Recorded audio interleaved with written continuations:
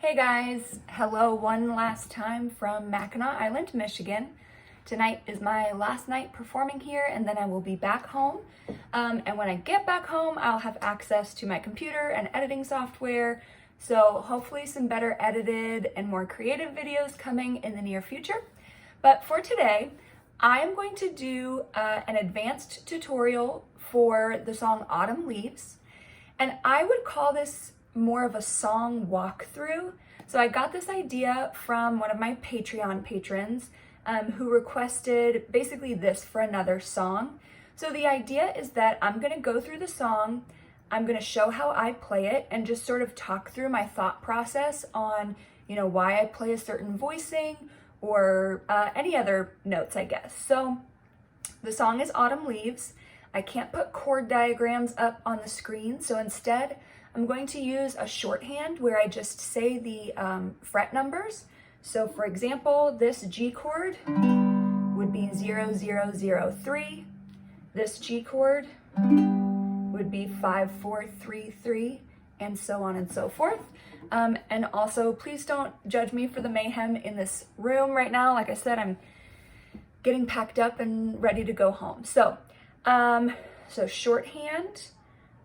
Also, if you would like a chart for this song, you can email me, contact@abigailflowersmusic.com, and I will email you a PDF, but it's also pretty easy to find chords online, and I'll say the chords as we go along. So I think that's all of the introduction. Let's get started. So I do the song in the key of F or D minor. So it starts on, I'm gonna speak as if we're in the key of F major. D minor is the relative minor. So in the key of F major, we're starting on the 2 minor 7 chord, which is G minor 7, which I play right here. I'm always gonna be drawn to voicings where the root of the chord is on our lowest string, the D string.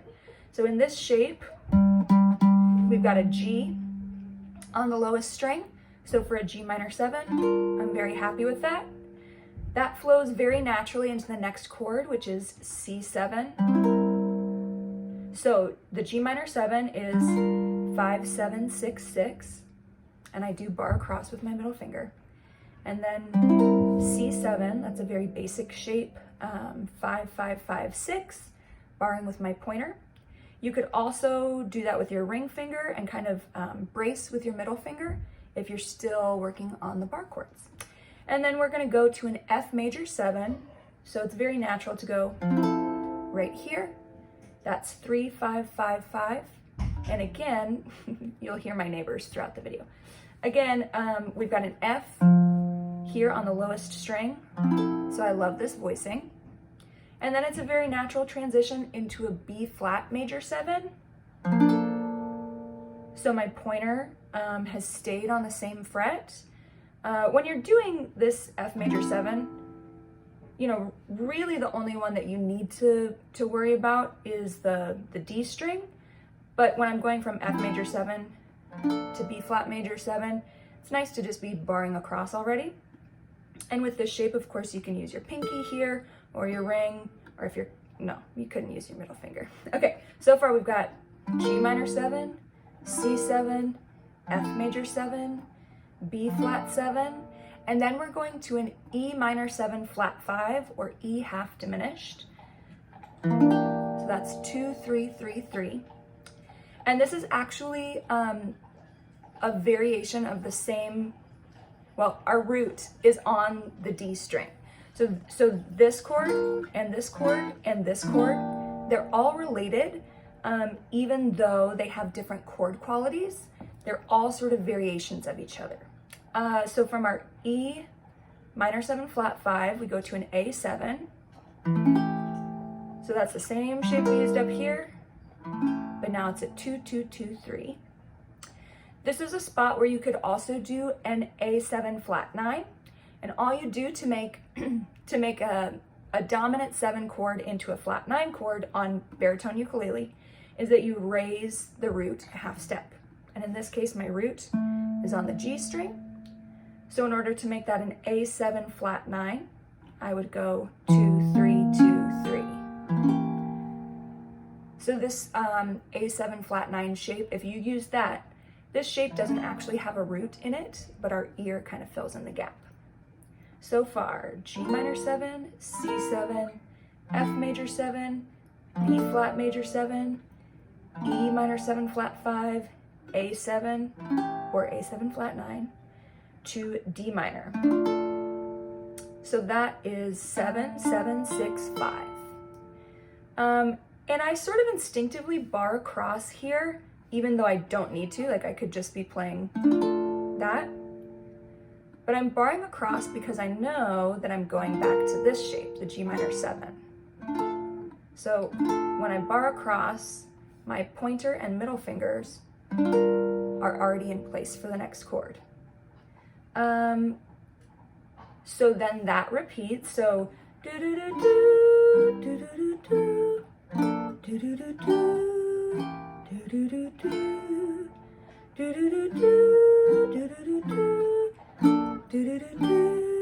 do do do do. Random thing, but I kind of like the sound.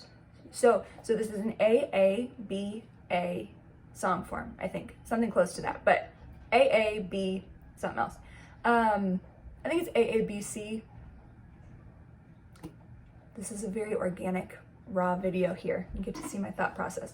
The point is, in measure 8, when we come to this D minor, and we're going back to a G minor 7, I kind of like the sound of doing D minor to D7 to G minor 7. You have to alter the melody slightly to make that work. So, the sunburned hands, the autumn leaves of red and gold, gold. I see your lips.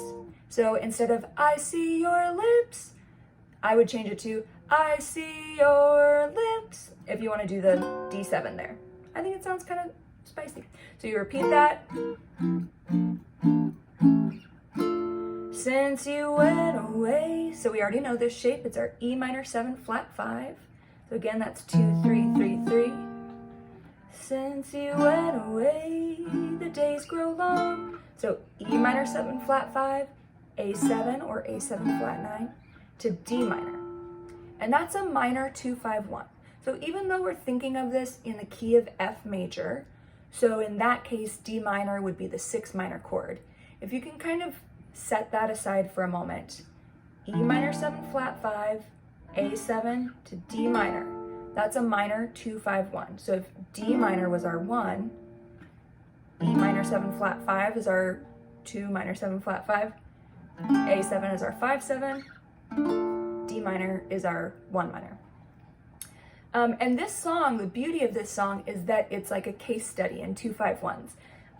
So it's, if you are a vocalist who wants to improvise or is, just working on improvisation, this is a great song to work on because it is such a like satisfying harmonic motion in that sense. Okay, anyways, since you went away, the days grow long, and soon I'll hear major 2-5-1.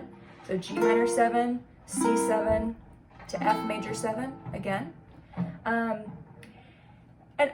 another thing that I do that isn't technically correct, but when, and soon I'll hear old winter song, I like to go to B flat major 7 here. And now we're in our last 8 bars. But I miss you, E minor 7 flat 5 again, A7. Ooh, and then this is the fun part. Okay, so, but I miss you most of all, my darling. So we're coming to this D minor, but this time it's going to be a D minor 7. If I can play it.